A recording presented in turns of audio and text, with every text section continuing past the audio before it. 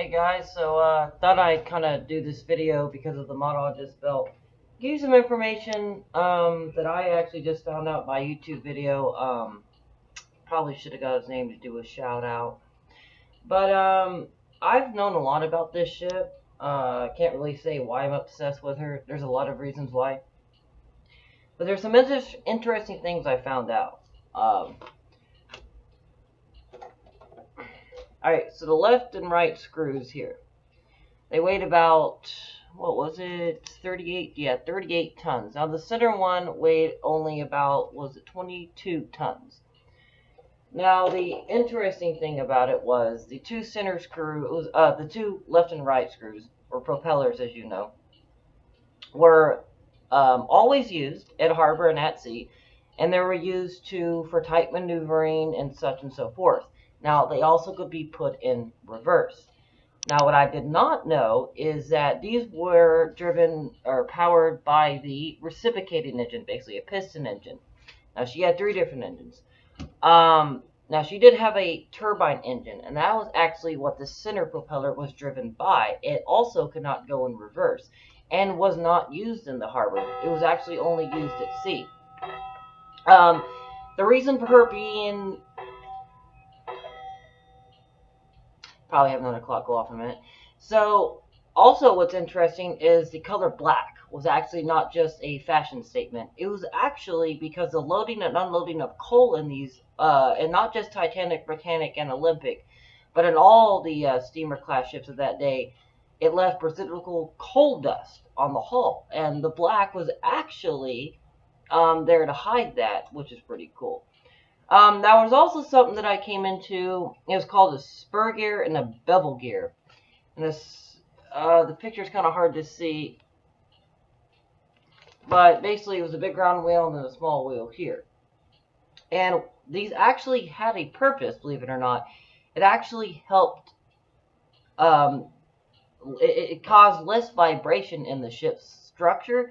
So it's actually more pleasant for the passengers. Found that pretty neat. Now, I think one of the coolest things that I also found out was what was called boss arms. Now, about right here, here's where the aft end is, and you've got the center screw here. Now, about 20 feet apart from there to here is what you would call boss arms. Kind of looks something like that. And they held these 2 shafts in on each side. And not only did it actually structurally stabilize these shafts for these propellers, but as you have a wake of a wave that's going through the water, you're going to have water pressure in and out of your hull. Now, give or take, this is some thick steel back in the day, and it has been proved that there's nothing wrong with her construction. This actually stopped the ship from flexing so much and actually gave stability and strength to her side, which is even more reliable because now when the iceberg hit, she hit it around here, about right here, around boiler room 6. Now right on boiler room 6 in this strip here, it was right after her sister ship, her wake had sucked in the HMS Hawk and had put a big ass hole about, I think it was about right there.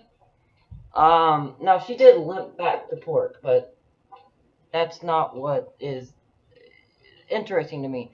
She, that is actually exactly where the iceberg ripped apart, and it was supposed to strengthen her. It did. The fact of the matter is, this part you can actually look up on 100 Mysteries Solved Titanic. I believe it's still on YouTube. There was no stopping her sinking. The way it happened, there was, no way to see the iceberg, there was no stars, no moon. It was basically a, how do you call it, a mirage. You could not see the difference between the ocean and the sea. So that's about what I found out now. I just broke a little mast off, ship up there. I gotta go fix that right now. Won't be the first time I broke something on that. So anyway, let me know if you find this video interesting. I'm trying to do some more herping videos, but right now, this is pretty interesting to me. So let me know if y'all want to do more, because I am doing more research. I just need to know if y'all want to hear about it. Let me know. Peace.